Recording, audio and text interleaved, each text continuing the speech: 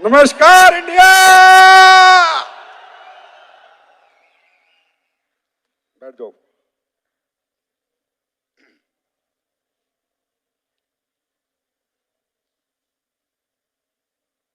सभी को नमस्कार।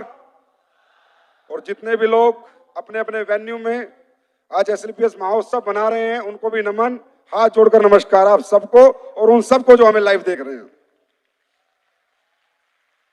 और नमन उन माता पिता को जिसकी आप औलाद हैं, क्योंकि आपने अपना जीवन एक सच्चे मिशन में लगाया है। तो सबसे पहले मैं आप सबको, और हिंदुस्तान के अंदर 14 लाख लोग हैं, 12 लाख नहीं है मैडम, 2 लाख और हैं, 14 लाख पीपल्स जिन्होंने हम पे भरोसा किया, हमारे प्रोडक्ट पे भरोसा किया, उन 14 लाख लोगों को के साथ साथ 135 करोड़ लोगों को भी आज एसएलपीएस के जन्मदिन की, एसएलपीएस के 7वें साल की, 7वें महोत्सव की बहुत बहुत बधाइयां देता हूं। अब मैंने 135 करोड़ इसलिए बोला कि आने वाले समय में सबको इधर ही आना है।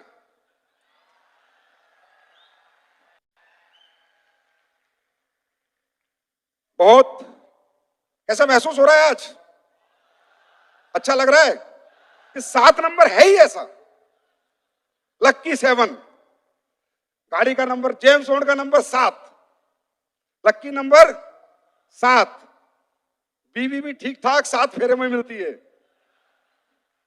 7 जन्म 7, जिसने 7 समुद्र पार कर लिया, बोला पूरी दुनिया देख ली, 7 अजूबे। तो ये 7 नंबर अपने आप में संपन्नता की निशानी है। ये 7 नंबर बहुत बड़ी बात है। तो दोस्तों, इसलिए ये 7 साल में मेरा कोई क्रेडिट नहीं जाता। मैं तो एक बात कहना चाहूंगा, एसएलपीएस फाइटर्स के ऊपर है भोले बाबा का हाथ। एसएलपीएस फाइटर्स के ऊपर है भोले बाबा का हाथ, लाखों लोगों की दुआएं और आशीर्वाद है हमारे साथ। इसलिए आज हम मना रहे हैं एसएलपीएस महोत्सव 7 साल 7। ये 7 साल बहुत समर्पण के थे, बहुत सुहाने थे, बहुत शिद्दत के थे, सपनों से भरे थे। ये 7 साल हम सब ने सच्चाई और ईमानदारी के साथ काम किया और आज पूरा हिंदुस्तान हमें देख रहा है। कुछ लोग हमें चाहते हैं, वो भी देख रहे हैं, और कुछ नहीं चाहते हैं, वो भी देख रहे हैं। अब देखना तो पड़ेगा, क्योंकि दिखा ही 7 साल से हम रहे हैं। एसएलपीएस वेलनेस 9 नवंबर 2014 को जब आई थी, उससे पहले मैंने भी कहीं ना कहीं इस इंडस्ट्री को देखा था। दोस्तों, रियली मैं आपको बता रहा हूं, इस दुनिया में इससे अच्छा जीवन, इससे अच्छी जिंदगी इंसान को किसी काम में नहीं मिलती जो डायरेक्ट सेलिंग जैसे अच्छे प्लेटफॉर्म पे मिलती है।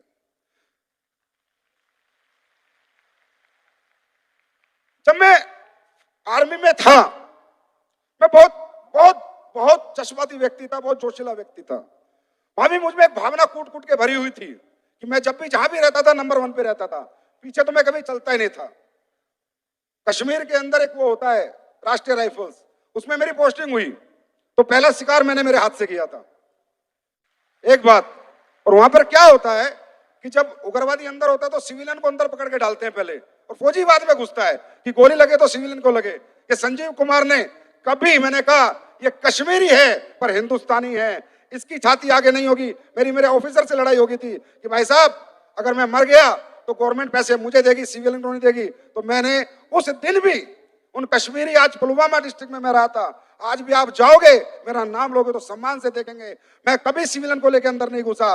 मैंने कहा छाती अपनी होगी, तू पीछे बैठ। तो ये भावना मेरे अंदर पहले से ही है कि मैं इस धरती पर आया हूं तो मैं ऐसा क्या कर सकता हूं समाज के लिए, जो समाज हमें प्यार करे, तो समाज मुझे चाहे, और मैं दुनिया में रहूं ना रहूं पर समाज की यादों में मैं रहूं। और वो क्या काम हो सकता था? वो काम ऐसे ही हो सकता है कुछ ना कुछ जो समाज का दुख और दर्द दूर करो। आज दुनिया में बहुत दर्द है, लोगों के बहुत तकलीफें हैं, लोगों के घरों में तकलीफें हैं, लोगों की जिंदगियों में तकलीफें हैं। आज आप देखो, भारत के अंदर मैं उड़ीसा जाता हूं, देखता हूं कितने कितने गरीब घर में देखता हूं, आपको क्या बताऊं, खप्पर पड़े होते हैं, खप्पर। ऐसी जिंदगी भी आज हमारे देश के लोग जी रहे हैं। लेकिन समाज के लिए आदमी क्या काम करे तो समाज उसकी इज्जत करे, सम्मान करे, कोई उसका दुख दूर करे। जैसे फॉर एग्जांपल आपके गांव में सड़क नहीं है, अगर किसी ने सड़क बनवा दी तो वो आपके लिए सम्मान्य हो जाता है ना? अरे ये सुनो, आपके गांव में बिजली नहीं है, किसी ने बिजली लाके दे दी तो वह व्यक्ति आपके लिए सम्मान्य हो जाता है कि यार इसने हमारे गांव में बिजली लाके दी है। तो मैंने जब डायरेक्ट सेलिंग शुरू करी एक कंपनी में, तो मैंने इसका नेचर देखा, इस बिजनेस का नेचर देखा मैंने डायरेक्ट सेलिंग का, कि यार ये तो बड़ा खूबसूरत काम है, ये तो बहुत बड़ा चेंज ला सकता है पूरी दुनिया में, बहुत बड़ा चेंज लोगों की जिंदगियों में ला सकता है।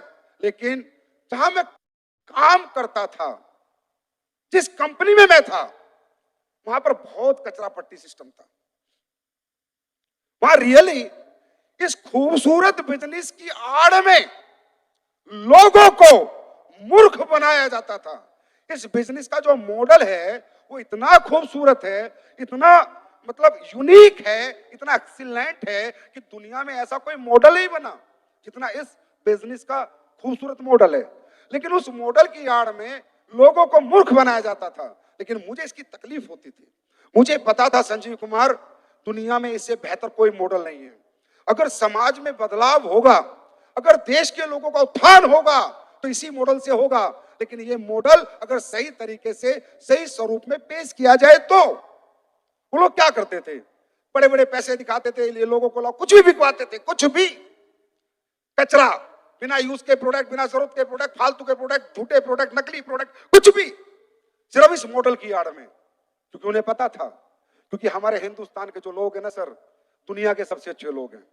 मैं दावे से कहता हूं, मैं दुनिया के 10-20 कंट्री में भी जाके आया हूं, मेरा दिल नहीं लगता किसी कंट्री में एक दिन भी कि अगर वर्ल्ड के अंदर सबसे अच्छे लोग हैं, क्योंकि हमारी संस्कृति सबसे अच्छी है, इसलिए भारत के लोग सबसे अच्छे हैं।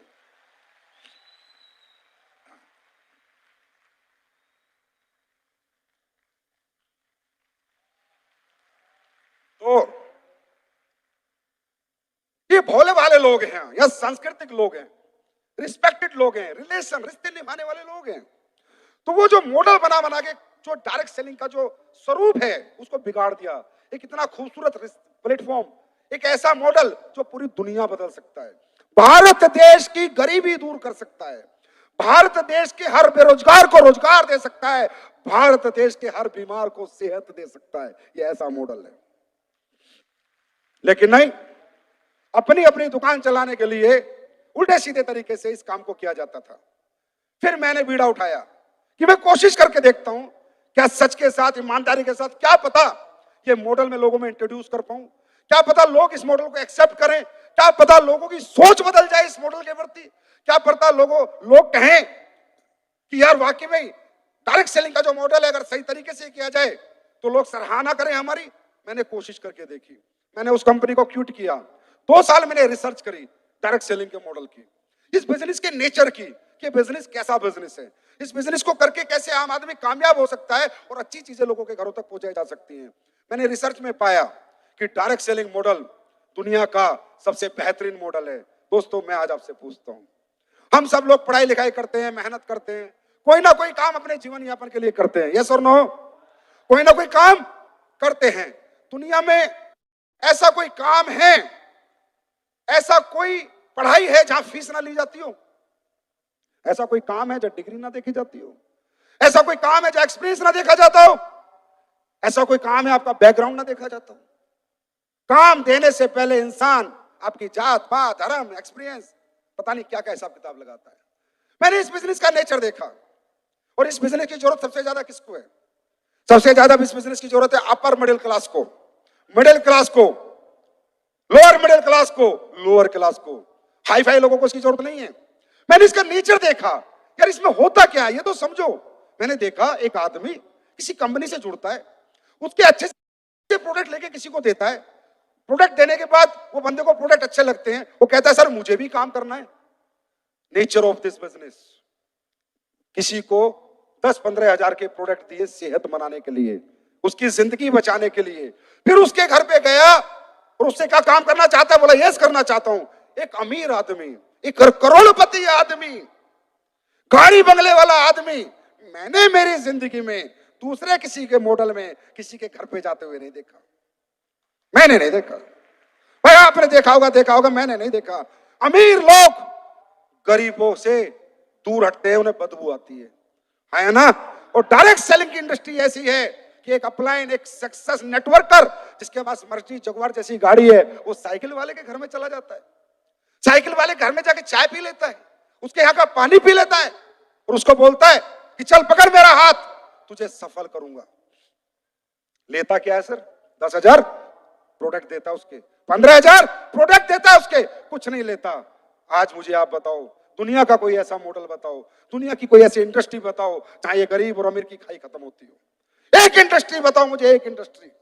किस अमीर को किस गरीब की पड़ी है, एक इंडस्ट्री बताओ।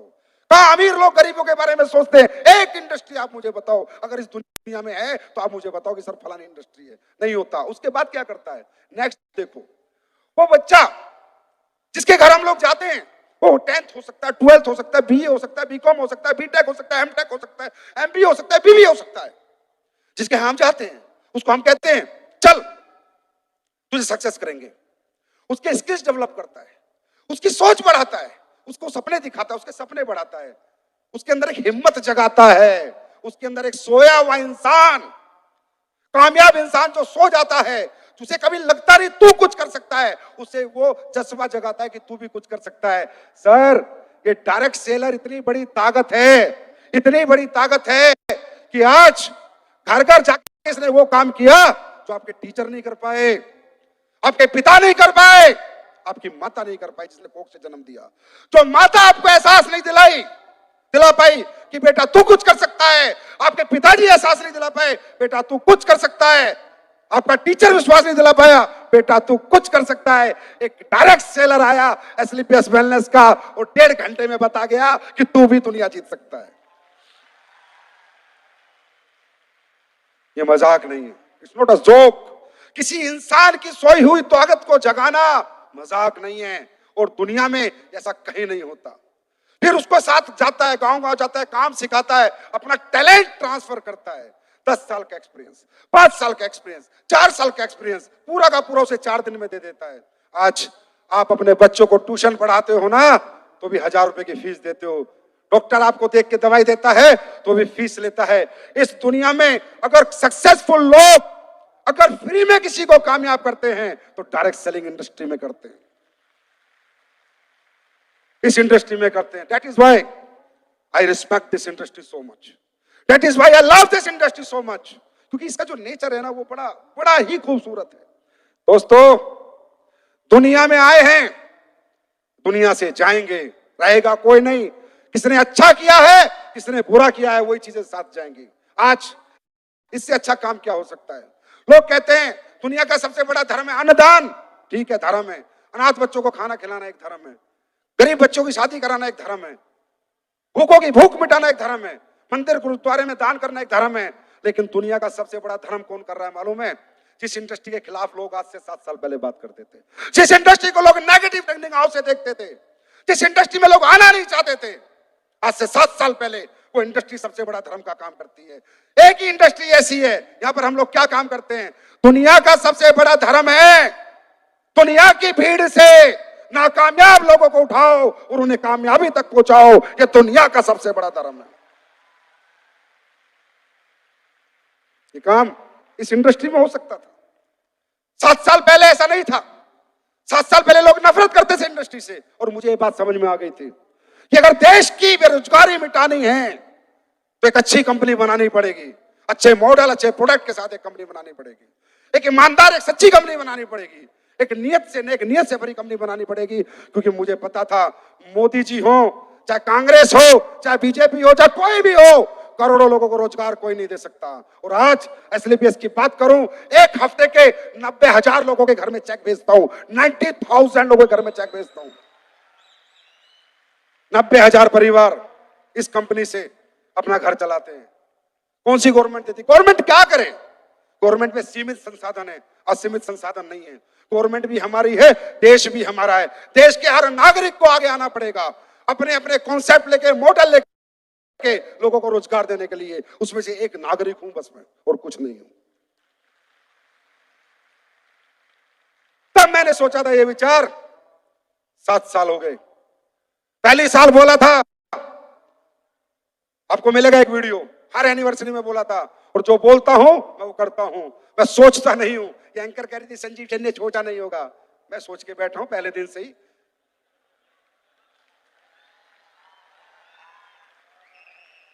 मैं पहले दिन सोच लिया था कि दुनिया की नंबर 1 कंपनी अगर कोई होगी डायरेक्ट सेलिंग में तो एसलीपीएस वेलनेस होगी। पहले दिन होगी, याद रखना होगी। और जो कहा है वो किया है। पिछली एनिवर्सरी में बोला था प्रोडक्ट के रिजल्ट बढ़ेंगे, बढ़े या नहीं बढ़े? आवाज तो बढ़े या नहीं बढ़े? जो बोलता हूं वो करता हूं 100%। और मैं नहीं करता, ऊपर वाला करता है। मैं तो बोल के उसको बोल देता हूं कि अब तू देख तेरे को क्या करना है। तो ये इंडस्ट्री एक ऐसी इंडस्ट्री है, समझना। आप दुकानदार पे भरोसा करोगे, अपने मामा चाचा भाई पे भरोसा करोगे? किस पे करोगे? अपनों पे करोगे, दुकानदारों पे करोगे?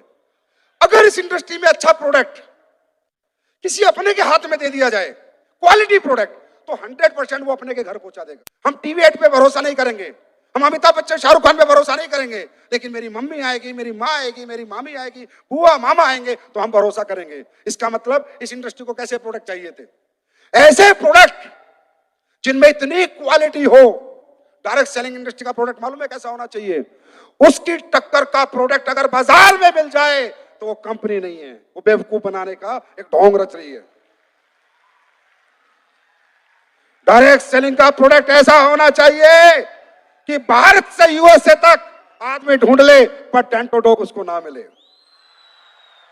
ऐसा प्रोडक्ट होना चाहिए। क्यों? क्यों? क्योंकि डायरेक्ट सेलिंग इंडस्ट्री का प्रोडक्ट मुझे मेरे पड़ोसी को देना है, जिसको मुझे रोज देखना है। मेरी माँ को देना है, चाचा को देना है, चाची को देना है, मामी को देना है, बुआ को देना है। और किसको दूंगा? मैं एमबीए मार्केटिंग तो नहीं कि बाजार में पकड़ पकड़ के लोगों को दे दूंगा। तो प्रोडक्ट ऐसा होना चाहिए कि मैं जिसको दूं वो बोले मजा आ गया, एक और लेके आ। और वो भी वो प्रोडक्ट जो हमारी संस्कृति के। आज देश, देखो मैं सर्वोपरि हमेशा देश को रखता हूं। इसके पीछे एक रीजन है, मैं बहुत समझदार आदमी हूं। मैंने अभी तालिबान का हाल देखा है। देश नहीं तो कोई कंपनी नहीं, कोई शहर नहीं, कोई गांव नहीं, कोई स्टेट नहीं। देश नहीं तो हम नहीं। जिंदगी में कोई भी काम करो और उसमें देश का हित जरूर ढूंढो कि इसमें देश का हित क्या है। कोई भी काम करो। ये हिंदुस्तान की गुलामी का कारण ये है कि यहां पर लोग सेल्फिश बहुत हैं। 10 अंग्रेज आके यहां पर राज करके चले गए, क्योंकि देशभक्ति किसी के अंदर नहीं है, पेट भक्ति सबसे ज्यादा है। हर आदमी सेल्फिश है और इस सेल्फिशनेस को खत्म करना है। और ये मैंने एक बीड़ा उठाया है कि लोगों की इंसानियत जगाऊंगा, लोगों के अंदर मरे हुए इंसान को जगाऊंगा, लोगों में मानवता जगाऊंगा और लोगों को बताऊंगा कि जीवन में जितना मजा इंसानियत में है, दौलत में नहीं है। आई प्रॉमिस माई सेल्फ, ये मैं करके रहूंगा। और वो कब हो सकता है? जब मुझे लोगों के बीच जाने का मौका मिले, लोगों से बात करने का मौका मिले, तभी तो कर सकता हूं, तभी तो कर सकता हूं। तो प्रोडक्ट, हम कौन से प्रोडक्ट बेच रहे हैं भाई? चाइना से लाके बेच रहे हैं क्या? चाइना से लाके बेच रहे हैं क्या? हम अपने प्रोडक्ट बेच रहे हैं, अपनी संस्कृति, वो संस्कृति जो धूमिल हो चुकी थी, जो खत्म हो चुकी थी। आज हर घर में कितनी दिक्कत है। मुझे ऐसा कोई घर बताओ जिसमें कोई बीमार नहीं है। मुझे ऐसा कोई घर बताओ जिसमें कोई बीमार नहीं है। आदमी का पैसा आता है, आधा बीमारी में चला जाता है। और बीमारियां भी इस लेवल की कि लाखों करोड़ों रुपए लग जाते हैं। और जो बीमारी ठीक करने वाले लोग हैं, उन्होंने आज ठीक करने की दुकान नहीं, नोट कमाने की दुकान खोल रखी है। अगर मैं झूठा हूं तो बताओ। हाँ, किडनियां बेच देते हैं। इससे ज्यादा बुरा समय इस देश में लोग क्या देखेंगे? अपने लालच के लिए लोगों की किडनियां बेच देते हैं। जिसका कटना नहीं होता उसका पेट काट देते हैं। थोड़ा सा यहां पर दर्द हो जाए, हॉस्पिटल चले जाना, गैस का दर्द होगा, छाती फाड़ देंगे। इतना नशा है लोगों को दौलत का, इतना पागलपन हो चुका है दौलत का। हम क्या कर रहे हैं? हम ऐसा कर रहे हैं क्या? हम ऐसा कर रहे हैं क्या? हम क्या कर रहे हैं? हम अपनी संस्कृति, हमारी पुरातत्व संस्कृति, हमारी पावर, उसकी पहचान आयुर्वेदा। जब कोई एलोपैथी वेलोपैथी नहीं होती थी, कोई डॉक्टर नहीं होते थे, तब भी लोग जिंदे रहते थे और आयुर्वेदा बचाता था। मैं एलोपैथी के खिलाफ नहीं हूं, डॉक्टर के खिलाफ नहीं हूं, पर उन हर आदमी के खिलाफ हूं जो गलत तरीके से लोगों के साथ खेल रहा है। आयुर्वेदा वो पद्धति जहां चमत्कार होते हैं, वो काम हम कर रहे हैं। हाँ? अंग्रेजी खाना छुड़वा के लोगों को देसी खाना खाना सिखा रहे हैं। गलत काम कर रहे हैं, गलत काम कर रहे हैं। अगर गलत कर रहे हैं तो हमें छोड़ दो, हम कब कह रहे हैं हमारे साथ काम करो। मैं तो जिंदगी में नहीं कहा आओ तो वेलकम, नहीं तो भीड़ कम। अगर तो आपको लगता है ये काम गलत है कि लोगों को ठीक करना, लोगों को अच्छा सलाह देना, लोगों का लाइफ स्टाइल सुधारना, और उससे क्या हुआ मैं भी दिखाऊंगा आपको। आज मैं दिखाऊंगा क्या क्या होता है यहां पर, छोटी सी झलक दिखाऊंगा मैं आपको, क्योंकि आती नहीं ये चीजें सामने। वो काम हम लोग कर रहे हैं। आज लोग दूध, घी, मसाले सब में मिलावट कर रहे हैं। लोगों की जिंदगी से कीमती लोगों के लिए दौलत है और एसएलपीएस के लिए लोगों की जिंदगी की कीमत है। ये मिशन नहीं तो क्या है? अरे कंपनी है, प्राइवेट लिमिटेड है, पर है तो मिशन, है ना? है तो मिशन। अगर इन प्रोडक्ट का प्रचार प्रसार करके अगर आपको 2 पैसे आ जाते हैं तो क्या कुछ गलत हो जाता है? क्या एक बिजनेस मॉडल बना के तुम्हें दिया तो कुछ गलत किया? तो मेडिकल स्टोर वाला दवाई बेच रहा है वो पैसे नहीं कमा रहा, तो हॉस्पिटल वाला हॉस्पिटल चला रहा है वो पैसे नहीं कमा रहा, वो भी तो लोगों के लाइफ स्टाइल सुधार के कमा रहा है। और अगर हमारे लोग कमा लेते तो इसमें क्या बात है? और ऐसे ही कमाएंगे, ठोक के कमाएंगे, अरबों कमाएंगे, खरबों कमाएंगे।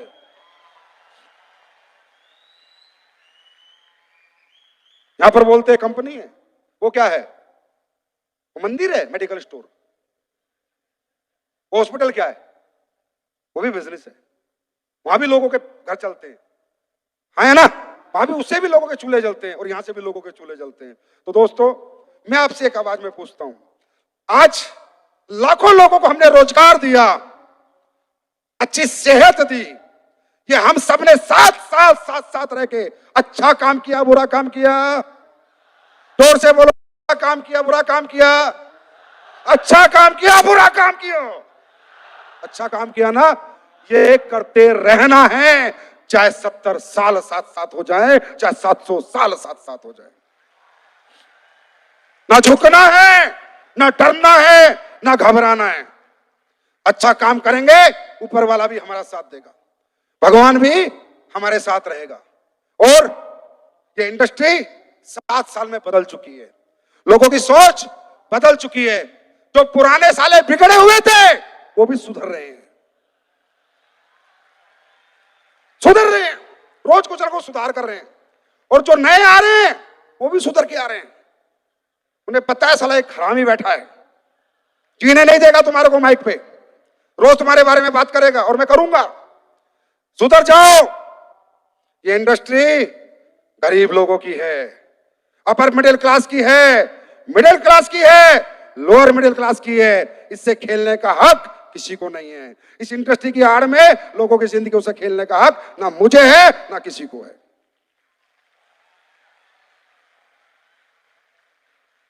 यहां जरूरतमंद लोग आते हैं, शौकिया लोग नहीं आते। यहां जरूरतमंद लोग आते हैं, शौक पूरे करने के लिए नहीं आते। यहां जो आता है वो एक जरूरतमंद होता है, उसके घर में जरूरतें होती हैं। तो आज हाँ है वो हमने किया है, लाखों टेस्टिमोनियल हैं। चलो, मस्कुलर डिसऑर्डर इंजेक्शन का रेट बताऊं? 16 करोड़ 16 करोड़ रेट है इस इंजेक्शन का। अगर इस बच्चे को चलाना है और उसको जीवन देना है तो 16 करोड़। बड़े बड़े रईस के पास भी नहीं होते, बच्चे चले जाते हैं दुनिया से। देखो देखो। मेरा नाम डॉक्टर सतीश है। मैं एक बच्चे का ट्रीटमेंट किया हूँ एसएलपीएस वेलनेस प्राइवेट लिमिटेड की औषधियों द्वारा। बच्चे का नाम है आयुष कुमार, पिताजी का नाम है गंगाराम राउत, हम बिहार से बिलोंग करते हैं। किसी को डाउट हो तो नीचे फोन नंबर लिखा है। क्लिनिक झंझारपुर पारियस जिला मधुबनी में हुआ। यहाँ से उनको कोई बेनिफिट नहीं हुआ और वहाँ से ये चले तो दिल्ली आए। दिल्ली आकर के इन्होंने चाचा नेहरू में दिखाया। चाचा नेहरू के बाद कुछ बेनिफिट ना मिला तो वहाँ से कुछ जांच हुई गंगाराम हॉस्पिटल में। वहाँ से कुछ ना होने के बाद फिर ये ESI में गए दिखाए। ESI में कुछ 3-4 महीना कुछ दिखाए हुए। उसके बाद लास्ट में ये कलावती में रेफर कर दिया। कलावती से जो इनका ओरिजिनल रिपोर्ट मिला वहाँ पर ये दिखाई दिया कि ये बीमारी जेनेटिक डिसऑर्डर है। रिपोर्ट का नाम है क्रोमोसोमल एनालिसिस GTG बिल्डिंग्स। अभी ये देख रहे हैं बालक जब मेरे पास आया इस तरह से था और 3 महीने के बाद स्लिपिस के और ये दिन के बाद इस तरह है और उसके 1 साल बाद वो रखे प्रोडक्ट ये अपने पैरों पे खड़ा होने लगा। इसके मम्मी पापा भारत माता की, भारत माता की, भारत माता की। चलो बहुत खूब दौड़ रहा है, मस्ती कर रहा है। यही है वो बच्चा। मैंने भारत माता की जय क्यों बोली? क्योंकि ये भारत की धरती का कमाल है, यहाँ की जड़ी बूटियों का कमाल है। Thank you. नेक्स्ट और देखो, नेक्स्ट देखो। मैं श्याम पाटिल सारणी मध्य प्रदेश से STPS का डायरेक्ट सेलर। आज हमारे सामने एक अमेजिंग रिजल्ट मिला, अमेजिंग बेबी कंसीव का एक अमेजिंग रिजल्ट मिला जिसके लिए हम आज यहाँ पे आए। क्या नाम है आपका? नारायण। आपका मोबाइल नंबर? 78792240। मतलब आपको क्या परेशानी है? संतान नहीं थी। संतान नहीं थी? 5 से 6 साल। 6 साल। जिसने जहाँ बताया वहाँ इलाज कराया, बहुत इलाज कराया, कम से कम 50-60 हज़ार रुपये कर चुके हैं। आप मिले, आपने बताया आयुर्वेदिक दवाई है अपने पास है, हमने सोचा इसमें तो खर्च कर चुके 10-12 हज़ार रुपये और खर्च करके देखते हैं। तो सर आपने बताई डेनोडॉक 100 लाख और वीटाडॉक अपने लिए तो इसे अब कम से कम 2 महीने में अपने उसके अंदर अंदर ये रिजल्ट मिल चुका है। रोको, मजाक है? ऐसे लाखों रिजल्ट, हजारों रिजल्ट होंगे। ये तो मुझे कुछ सिलेक्टिव में लेके आया हूं, यूट्यूब पे डालूंगा, 2 दिन में डल जाएंगे। मजाक है? एक माँ बाप जिसके पास संतान ना हो, ऐसा गरीब करो, कहां से लेगा पैसा? कितने डॉक्टर को दिखाएगा? कहां से दिखाएगा? पूरी जिंदगी बिना संतान के रहेगा? कोई रहना चाहेगा हम में? कोई रहना चाहेगा? और संतान उत्पत्ति की कोई कीमत है क्या? कोई कीमत नहीं है। जिसको संतान नहीं, अगर पैसे वाला है ना, अरबों रुपए खर्च कर देता है। मत करो। मैं नहीं कहता मैंने संतान होने का प्रोडक्ट नहीं बनाया, मैंने मस्कुलर का प्रोडक्ट नहीं बनाया। हाँ, डायबोडोक हम देते हैं, वो हमने बनाया, लेकिन कुछ ऊपर वाले का चमत्कार है, SLPS की नेक नियत और इन फाइटरों का मोहब्बत से लोगों को ये चमत्कारिक रिजल्ट मिलते हैं। एक और दिखा दो। नेक्स्ट, आई ड्रॉप लॉन्च करे कितना टाइम हुआ है? 4 महीने हुए। वीडियो में बोला था चश्मे उतरेंगे, लोगों को फायदा होगा। कोई बना पाया आज तक प्रोडक्ट? देखो। हाँ नहीं, ये भाई साहब आओ, बताओ, आप बताओ, आइए चश्मे वाले व्यक्ति, हमें बताओ। लाइव लो, लाइव हम लाइव धमाका करते हैं, लाइव। हाँ जी भाई साहब बताइए। मेरा नाम रमेश चंद्र है। मेरे बेटे के इलाज के लिए मैंने प्रोडक्ट लिए थे, वो ठीक हो गया था, लेकिन उसमें कुछ प्रॉब्लम है जिसकी वजह से दोबारा से फिर हो गया। और मेरी सिस्टर को ये नस दबी हुई थी, बैक पेन था, वो खाना भी नहीं बना सकती थी, किचन में खड़ी हो गया, अब वो सारा काम कर रही है। और रही मेरी आँख की बात, एम्स में जो है डॉक्टरों ने 6 इंजेक्शन लगा चुके थे लेफ्ट आई में और जवाब दे दिया था कि इससे ज़्यादा अब इसका कोई इलाज नहीं है और ये बढ़ता ही गया। और अब जब से 1 महीना हुआ, मैंने इसकी वो डाली है, 3 महीने का कोर्स किया, 1 महीने का कोर्स लिया है, जिससे कि मेरे को इसमें काफी इम्प्रूवमेंट है। थैंक यू भाई साहब, बहुत बहुत धन्यवाद आपका, बहुत बहुत धन्यवाद। हाथ कंगन को आरसी क्या, पढ़े लिखे को फारसी क्या। अरे मैं कहूं SLPS के प्रोडक्ट में रिजल्ट है तो बात में दम नहीं, पर जनता कहे तो जनता सच बोलती है, जनता झूठ नहीं बोलती। जनता गलत नहीं हो सकती, इंसान गलत हो सकता है। जनता चाहे तो बना दे और जनता चाहे तो गिरा दे। और हमने अपनी जनता के लिए पूरी शिद्दत से मेहनत की है, ईमानदारी से काम किया है। मानते हो SLPS के प्रोडक्ट में रिजल्ट है? ऐसे चमत्कारिक रिजल्ट आप सोच भी नहीं सकते। तो क्या इसको काम माने? इसको काम माने? अरे ऐसे 10-20 परिवारों की दुआएं मिल गई ना तो करोड़पति तक ऐसे निकलोगे, ऐसे। दुआओं में बहुत ताकत है मेरे दोस्त। लोगों की दुआएं इंसान को कहीं से कहीं पहुंचा सकती है। समझ में आ रही है? अब बात करो बिजनेस की। बहुत सारे लोग आते हैं, लाखों लोग आते हैं, आज भी लाखों लोग सुन रहे होंगे। कोई नेगेटिव होता है, कोई पॉजिटिव होता है, किसी को लगता है हो जाएगा, किसी को लगता है नहीं होगा, किसी को लगता है मैं कर लूंगा, किसी को लगता है मैं नहीं करूंगा। मैं आज आपको एक बात बताता हूं। डायरेक्ट सेलिंग इंडस्ट्री में काम करने वाले तकरीबन upper middle class, lower middle class, lower class लोग आते हैं। शाहरुख खान के बेटे को इस काम की कोई जरूरत नहीं है, अंबानी के बेटे को कोई जरूरत नहीं है। यस और नो? यस और नो? हमारी प्रॉब्लम क्या है? यहाँ पर आके लोग, यहाँ पर भाषण चल रहे हैं, मोटिवेशन चल रहा है, कुणाल चिल्ला रहा है, अनिल चिल्ला रहा है, महिपाल चिल्ला रहा है, काम करो काम करो। क्यों? काम करके कमाने के लिए किसी को मोटिवेट करने की जरूरत है क्या? आप लोग नौकरियां करते हो, कौन मोटिवेट करता है? अब दुकान चलाते हो, कौन मोटिवेट करता है? अब स्कूल टीचर हो, कौन मोटिवेट करता है? अब एक सरकारी एम्प्लॉय हो, कौन मोटिवेट करता है? अब किसी होटल में काम करते हो, कौन मोटिवेट करता है? क्या काम कराने के लिए कोई मोटिवेशन की जरूरत है क्या? जीवन तो अपने आप में एक मोटिवेशन है। इंसान सुबह उठता है, शाम तक मेहनत करके कमाता है ना? जब ऊपर वाले ने पैदा किया है तो कमा के जीवन तो चलाना पड़ेगा। वो तो इट सेल्फ मोटिवेशन। हमारी जरूरतें, हमारे घर की जरूरतें अपने आप में एक मोटिवेशन है। लेकिन इस इंडस्ट्री में आने के बाद ट्रेनिंग चाहिए, चलेगा कैसे समझाना है मैं समझ सकता हूं, पर मोटिवेशन क्यों चाहिए? सेल्फ मोटिवेटेड क्यों नहीं है हम लोग? क्या हमारे घर में जरूरत नहीं है? क्या हमारे पास सबके पास बंगले हैं, गाड़ियां हैं, बच्चों के अच्छे स्कूल हैं, बैंक बैलेंस से बैंक भरे पड़े हैं या नहीं? नहीं है ना? तो जरूरत है। तो जरूरत से तो इंसान यार दुबई जाके नौकरी कर लेता है, 2 साल बाद घर आता है, कतर चला जाता है, कनाडा चला जाता है, फौज में लग जाता है, महीने में, साल में 2 दिन की 10 दिन की छुट्टी आता है। परिवार की जरूरत है तो अपने आप में एक मोटिवेशन होता है मेरे दोस्त। किसी के मोटिवेशन की जरूरत नहीं है। यहां क्यों कहना पड़ता है? यहां मोटिवेशन क्यों देना पड़ता है?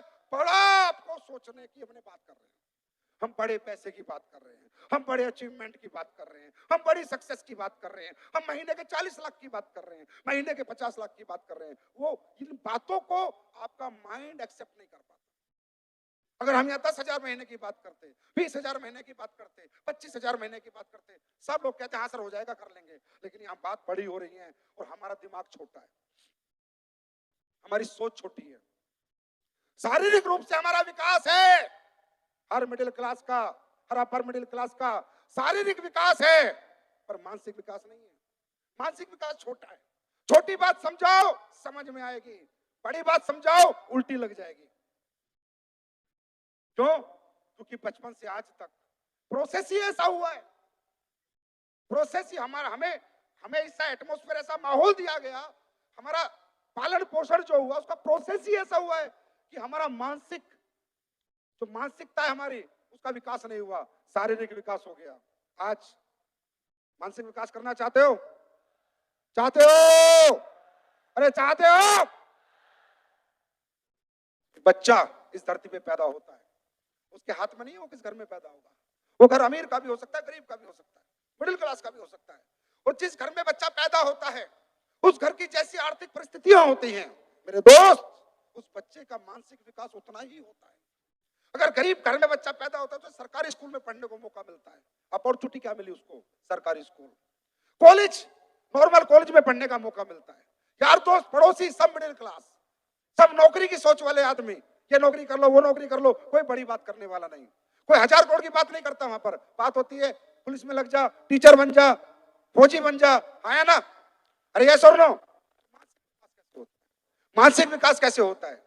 जब इंसान बड़ी चीजों को देखता और सुनता है तभी तो उसका दिमाग सोचता है ना? और दिमाग जब तक सोचेगा नहीं, बॉडी रिएक्ट करेगी नहीं। अब हुआ क्या? पैदा हुआ गरीब घर में, पढ़ा सरकारी स्कूल में, कमजोर लोगों के साथ रहा, कमजोर मानसिकता के साथ रहा, कमजोर पड़ोसी, कमजोर दोस्त, कमजोर रिश्तेदार, तो मानसिकता कमजोर।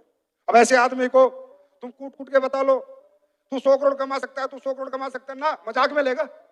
ये सारी स्पीच मजाक में ले लेगा। अरे यार देखेंगे, करके देखेंगे, करके देख लेंगे, होगा तो देख लेंगे, नहीं होगा तो देख लेंगे, क्योंकि उसने कभी सुना नहीं।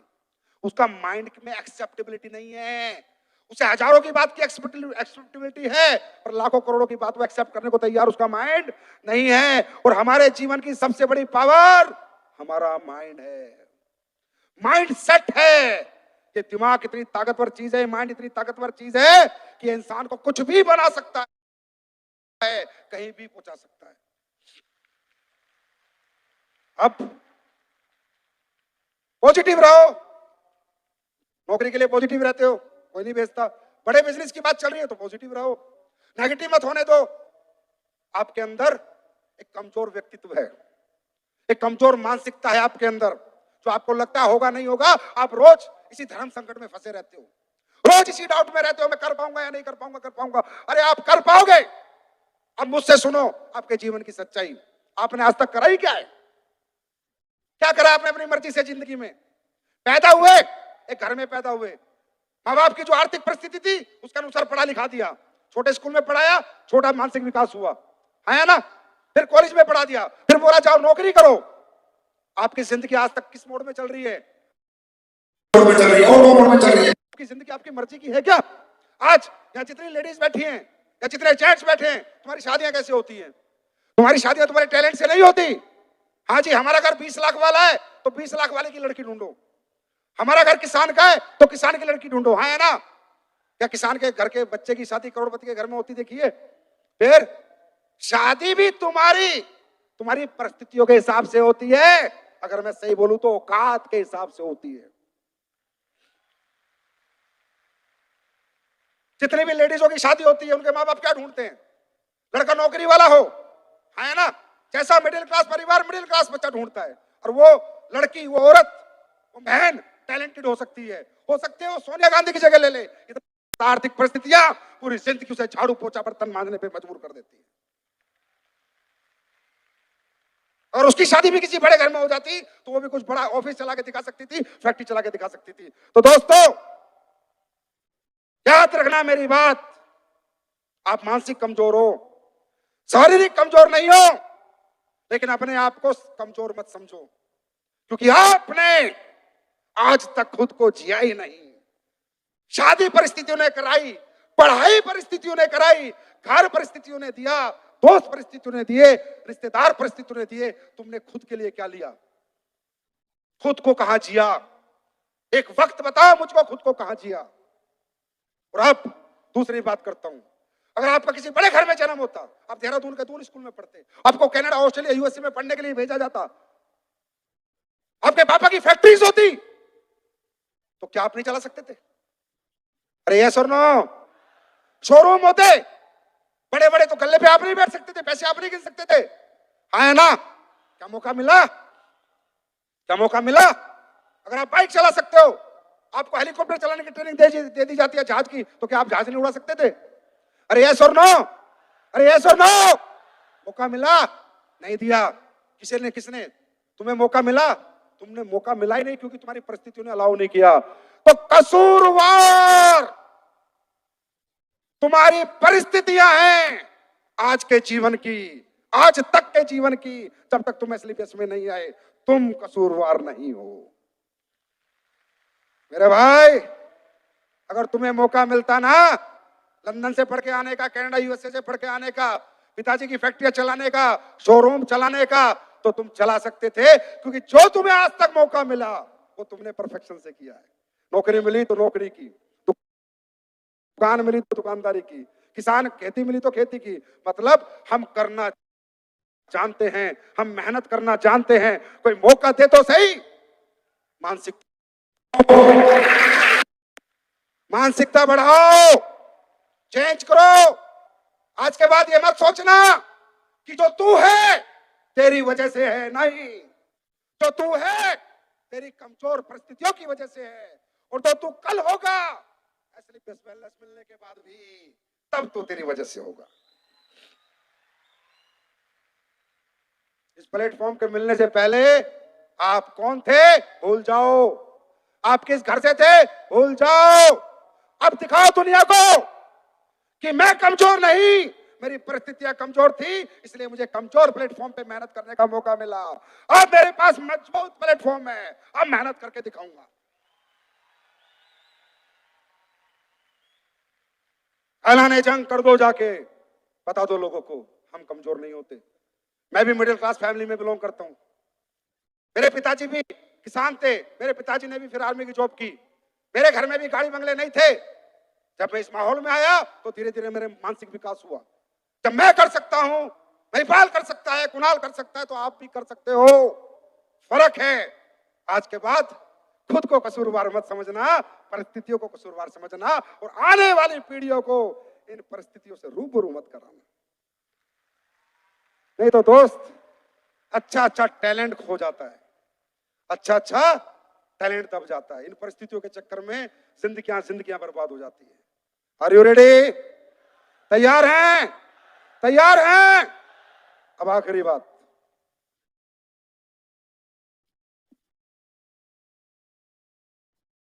बहुत बार ऐसा होता है,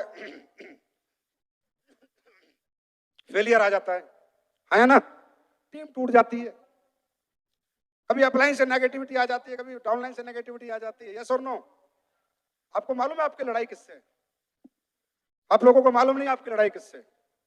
किससे? खुद से ना, नहीं, ध्यान से समझना। आप क्या बनना चाहते हो? क्या बनना चाहते हो? मैंने इस पे रिसर्च की एक दिन बैठ के। मैंने कहा यार, इस इंडस्ट्री में इतने कमजोर लोग आते हैं, जरूरतमंद लोग आते हैं, घर में इतनी जरूरतें हैं, इतनी भूख है उनके घर में, इतनी चीजों की तंगी है, फिर भी ये धंधा छोड़ जाते हैं। तो एक दिन मैंने बैठे बैठे विचार किया, कुछ भगवान से बात भी की कि यार ऐसा क्यों कर रहे हैं लोग? ये तो पाप है, ये तो विश्वासघात है अपने साथ, अपने परिवार के साथ, कि इतने बड़े प्लेटफॉर्म पे आके भी आप फेल हो जाते हो, इतने बड़े प्लेटफॉर्म के आने के बाद भी आप छोड़ जाते हो। ये तो पाप है। जिस प्लेटफॉर्म से आपके बच्चे सब सुखी रह सकते हैं, फिर छोड़ जाते हो। तो ये पाप लोग क्यों करते हैं? तब मेरे मन में विचार आया, ओहो, ये लोग नहीं करते, कि भगवान करवाता है, क्योंकि उसको नेचर को बैलेंस रखना है। अगर भगवान ने, सुनो, लड़ाई बहुत मजबूती से लड़नी पड़ेगी, हल्का फुल्का आदमी तो यहां उल्टी कर देगा। हाँ, तुम कंफर्ट के साथ सोचो, आराम आराम से हो जाएगा, इतना आसान नहीं है। अगर भगवान को तुम्हें अमीर बनाना होता ना, तो टाटा अंबानी बिरला के घर में जन्म दे देता। सीधी सीधी बात सुनो, नेचर को बैलेंस करना था, हमें अमीर नहीं बनाना था। क्या अमीरों के बच्चे पैदा नहीं होते? तो हम भी वहीं निकल जाते। किस लिए पसीना बहाना पड़ता? बचपन से ही गाड़ी बंगले होते हैं हमारे पास, होते हैं ना, पर हमारा जन्म वहां क्यों नहीं हुआ? क्योंकि नेचर बैलेंस। भगवान को, सृष्टि को बैलेंस करना पड़ेगा।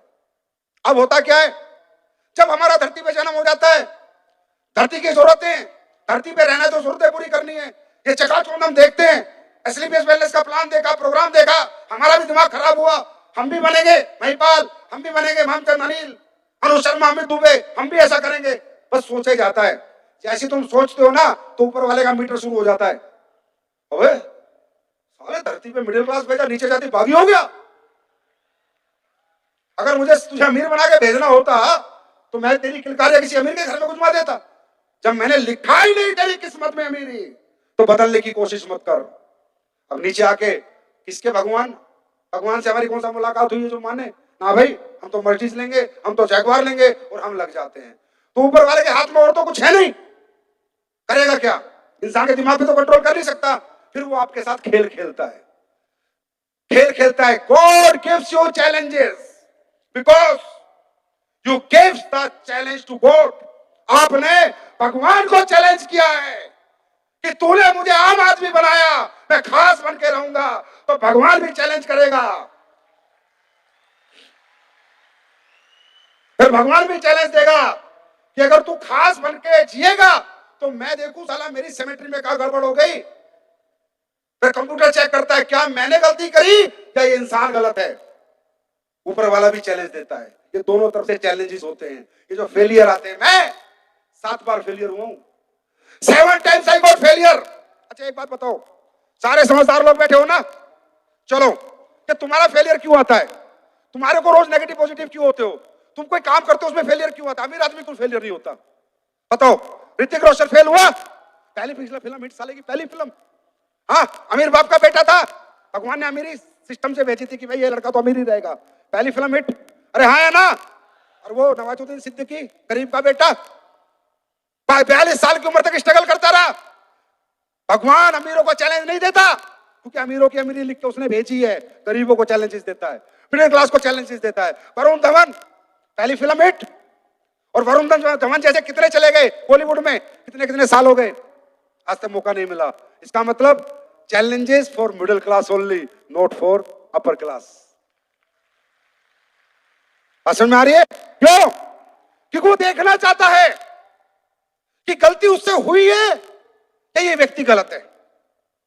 और जब हम ये साबित कर देते कि भगवान जी तुम थोड़ा जल्दबाजी में साला सिस्टम खराब कर गए थे, मैं आदमी तो अमीर था, क्योंकि तुम्हारे को दिन में बहुत सारे बच्चे पैदा करने पड़ते हैं, तो एक आधा मैन्युफैक्चरिंग मिस्टेक हो ही जाती है,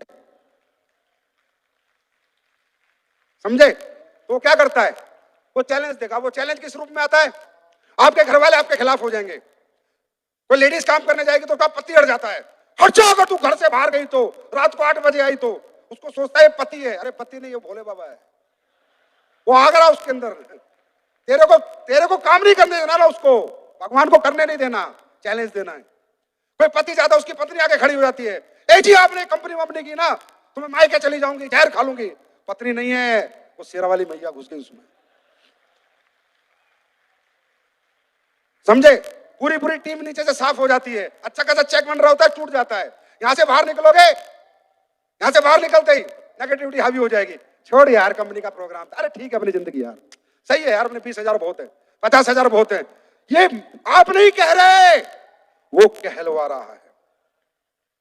नेगेटिव आप होते नहीं, आपको किया जाता है। आप फेल होते नहीं, बार बार आपको गिराया जाता है। मेरे साथ भी हुआ। 7 साल तक, 7 साल में 7 से 8 साल में मैं 7 बार फेल हुआ। पूरी टीमें खत्म हो गई, जीरो होता, फिर उठता, फिर जीरो होता। लेकिन मैं भी तो ऊपर वाले का गेम समझ गया था, मगर जैसा तू वैसा मैं। तो जितनी बार गिराएगा मैं उतनी बार उठूंगा। और मुझे पता था भगवान एक ही आदमी के सामने हारता है, एक ही आदमी के सामने हारता है, जो व्यक्ति 100% पॉजिटिव होता है, अपने काम को लेकर 100% पॉजिटिव होता है। क्यों हार जाता है मालूम? एक कहावत सुनाऊं। एक धन्ना भगत था राजस्थान में, एक स्पीच थोड़ी लंबी जा रही है, जाने दो, मौज लेने दो दुनिया को मौज। एक धन्ना भगत होता था, वो मंगलवार का व्रत रखता था। तो बड़ा मासूम आदमी था, भगवान को लेकर 100% पॉजिटिव था। तो उसने खेत में गया, भगवान बजरंगबली की मूर्ति बनाई, मूर्ति बना के उस पर लगा दिया खाना, बोला खा भोग, फिर मैं खाऊंगा। पत्थर की मूर्ति कहाँ खाने वाली है? पर वो इतना मासूम था, 100% पॉजिटिव था, उसको लगता है भगवान भोग लेते हैं। वो बैठ गया, 3 1 निकला, 3 2 निकले, 3 3 निकले, 3 4 निकले, वो खा ही नहीं रहा खाना। बोला पहले तू खा फिर खाऊंगा। बजरंगबली ऊपर से देख के परेशान, यार ये तो पागल आदमी है, दीवाना आदमी है, मस्ताना आदमी है, 100% मुझे लेके पॉजिटिव है।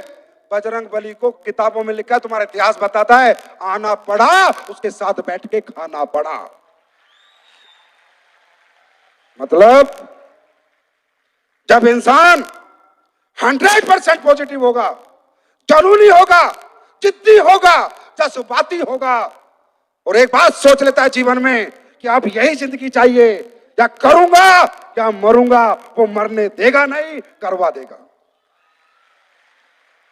तो या अपलाइन से झगड़ा हो गया, डाउनलाइन से नाराजगी हो गई, ये सब उसके खेल है।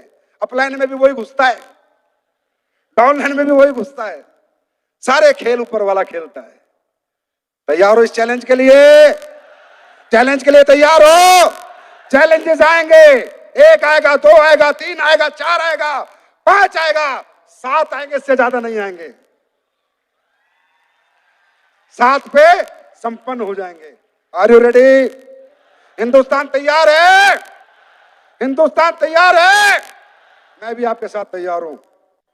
गरीब अगर पैदा होना तुम्हारी मजबूरी है, तो अमीर बनाना संजीव कुमार की मजबूरी है। अरे मैं देसी आदमी, समझे, किसी बिजनेस फैमिली से मैं बिलोंग नहीं करता। मुझे अगर भगवान ने ये जो फाउंडेशन जो भी काम कर रही है ना, ये आपके खून पसीने का पैसा है। मेरे कौन सा आपके बैंक चल रहे हैं? मेरा तो नाम हो रहा है, मेहनत तो आप लोग करके लाते हो। इसीलिए एसएलपीएस में इतनी तेज कामयाबी क्यों आती है? क्योंकि ऐसे लोगों की दुआएं आपके साथ होती है। अगर 1 रुपए की रोटी भी कोई खा रहा है तो आपकी मेहनत से खा रहा है, मेरी मेहनत से नहीं खा रहा। आपने मेहनत की है। और मैं ऊपर वाले से दुआ करता हूं कि ऐसी मेरी नियत रखे भगवान, इसमें कभी उल्टा सीधा दिमाग नहीं डाल देना। कचरा फचरा जो दुनिया के अंदर है, मुझे नहीं चाहिए भाई दौलत। मुझे बहुत दिया भगवान ने, जितना देना था उससे बहुत ज्यादा दिया है। और मैं आपको वादा करता हूं, जितना ऊपर वाला देगा उससे ज्यादा हम भलाई के कामों में लगाएंगे। मुझे नहीं बनाना 7,500 करोड़ का घर, बाढ़ में गया। 1.5-2 करोड़ का बहुत अपने लिए फर्स्ट क्लास टनाटन बोलता है। अगर अपने पास 7,500 करोड़ रुपए आए, ऐलान करता हूं इस मंच से, अगर ये दुनिया की नंबर 1 कंपनी बनी, लाखों लोगों को आसरा दूंगा, घर बना के दूंगा लाखों लोगों को। तो मैंने कहा है, मैंने किया है। अगर आया तो, अब यार अपनी जेब में नहीं आया तो मैं कहां से दूं? लाना किसको है? अरे किसको लाना है? किसको बनाना है दुनिया की नंबर 1 कंपनी? किसकी कंपनी है ये? किसकी कंपनी है? आप लोगों की याद रखना। तभी ऐसे ऐसे काम करती है, क्योंकि ये जनता की कंपनी है, जनता के लिए बनी है, जनता के लिए धर्म के काम करेगी। जितना हो सकता है उतना करेगी, जितना हमसे हो रहा है बनता उतना करते भी हैं। अभी तो कुछ नहीं किया, अभी तो 7 साल का सफर है। 7 साल तो सब्र के हैं। 8वें साल में दिखाएंगे 7 साल साथ के, 8वें साल ठाट के। निकल गए बस जो निकलना था समय। 7 साल सब्र के, इससे आगे के साल कहर के।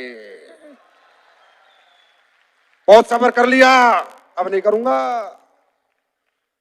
करूंगा। 2022 में इस रथ को लेके 50 शहरों में आ रहा हूं। 50 शहरों में आऊंगा, इसी रथ पे सवार होके आऊंगा।